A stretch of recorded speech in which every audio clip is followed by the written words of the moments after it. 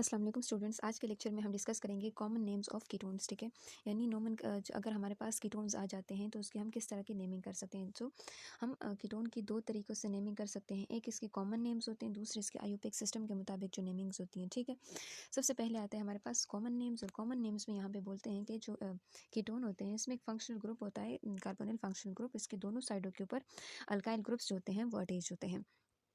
तो कहते हैं कि हमने सबसे पहले क्या करना होता है, इन अल्काइल ग्रुप्स जो होते हैं इसका नाम लिखते हैं, उसके बाद यहाँ पे उसके आखिर में कीटोन का वर्ड जो होता है वो ऐड करते हैं। अब ये कैसे करते हैं, यहाँ पे बोलते हैं कि अगर ये दोनों डिफरेंट तरह के कीटोन्स हैं, ठीक है, यानी डिफरेंट तरह के ग्रुप्स इसके साथ अटैच्ड हैं, तो यहाँ पे अल्फ़ाबेटिकल ऑर्डर फॉलो करते हुए हम ये नाम देंगे। और अगर सेम तरह के नाम है तो हमने सिर्फ क्या करना है, डाई का जो प्रीफिक्स है वो लगाना है, और बाकी वही सेम जो अल्काइल ग्रुप है वो लगाना है, और आखिर में उसका कीटोन आ जाएगा। जैसे फॉर एग्जांपल यहाँ पे आपको एक कीटोन नज़र आ रहा है जिसके दोनों साइडों के ऊपर मिथाइल ग्रुप लगे हुए हैं। ठीक है, चूँकि दो मिथाइल ग्रुप है तो यहाँ पे जो नेम हमारे पास होगा वो होगा डाई मिथाइल। ठीक है, और चूँकि ये कीटोन फंक्शनल ग्रुप है तो ये हमारे पास कीटोन आ जाएगा।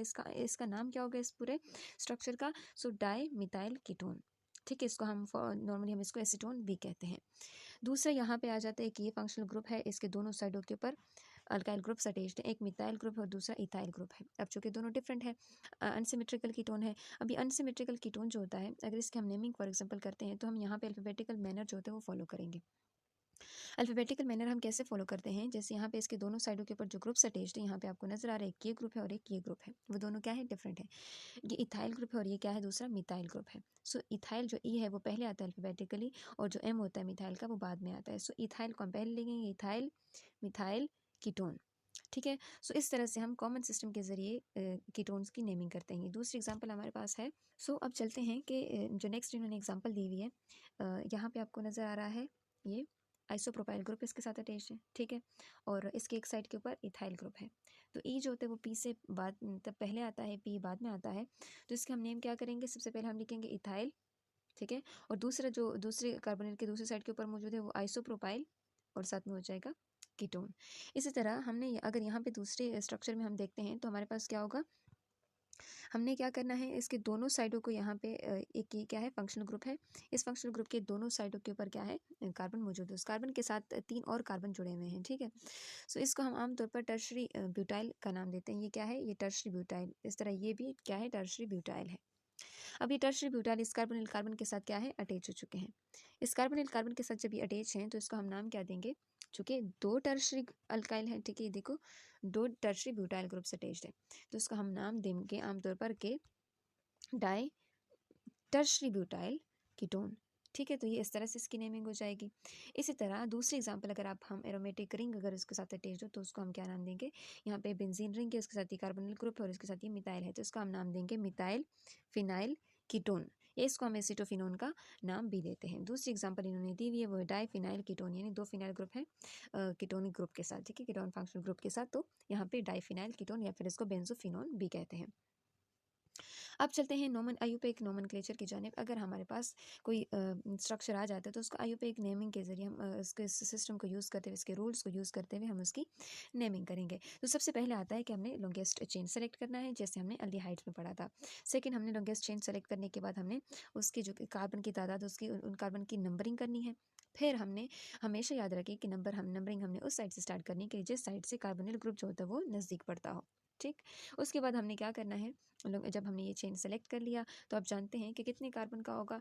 तो चूँकि वो एक अल्केन का, हम एक अल्केन से हम इसको डिनोट करते हैं, तो अल्केन का जो ई होता है ALCAL तो अल्केन का जो ई होता है इसको रिप्लेस कर दिया जाता है बाय ONE। ठीक है, यहाँ पे आपको नजर आ रही है, देखो इस ई को रिप्लेस कर दिया जाता है बाय ONE, तो ये बन जाता है अल्केनोन। ठीक है, अब इसके साथ साथ कहते हैं कि कार्बोनिल ग्रुप है, ठीक है, वो किस पोजीशन के ऊपर मौजूद है, वो उसका लोकेटर नंबर हमें बताएगा। ठीक है, यानी किस पोजीशन के ऊपर मौजूद है उसको हम एक स्पेसिफिक नंबर के जरिए रिप्रेजेंट करेंगे। साथ ही साथ यहाँ पे बोलते हैं कि जो नेम्स होंगे ये सब्स्टिट्यूट अगर अटैच्ड हैं इस चेन के साथ, ठीक, तो भी हम उसके पोजीशन को हम क्या करेंगे, बताएंगे किस पोजीशन के ऊपर ये सब स्पेसिफिक जो फंक्शनल ग्रुप है वो मौजूद है, सॉरी जो सब्स्टिट्यूट है वो मौजूद है।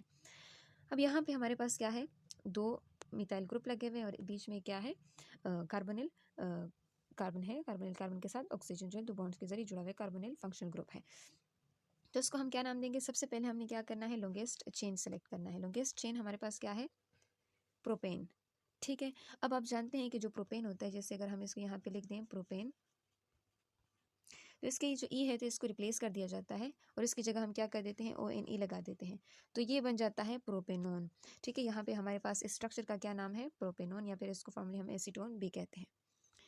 फिर दूसरा आता है हमारे पास यहाँ पे एक स्ट्रेट चेन हमने सेलेक्ट कर लिया, नंबरिंग हमने दोनों साइडों से दे दी।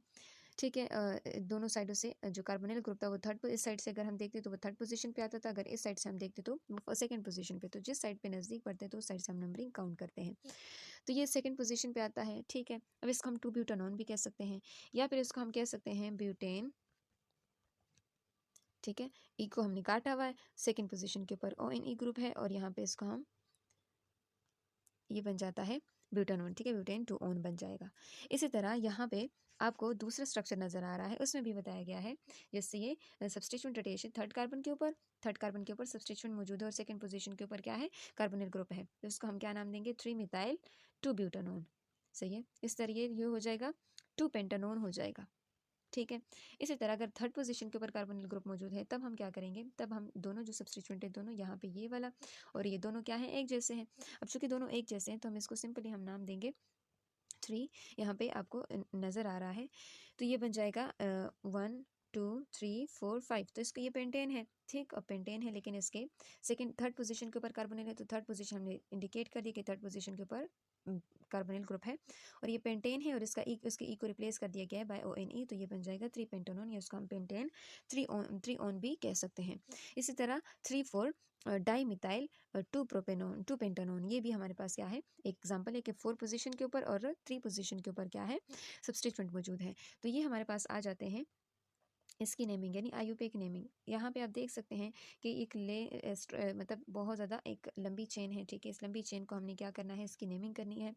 नेमिंग करने से पहले हमने सबसे पहले क्या किया, लॉन्गेस्ट चेन सेलेक्ट किया, फिर हमने नंबरिंग उस साइड से दे दी कि जिस साइड से नंबरिंग नज़दीक पड़ती है। उसके बाद हमने क्या किया, इसके एक साइड से हमने क्या कर दिया, यहाँ पे एक एक ग्रुप बन जाता है और ये दूसरा बन जाते हैं ग्रुप। ठीक है, अभी दोनों ग्रुप क्या हो जाते हैं, डिफरेंट ग्रुप्स बन जाते हैं, तो इसका क्या होता है, इसको हम, ये हमारे पास क्या है, हेक्सेन हो जाएगा।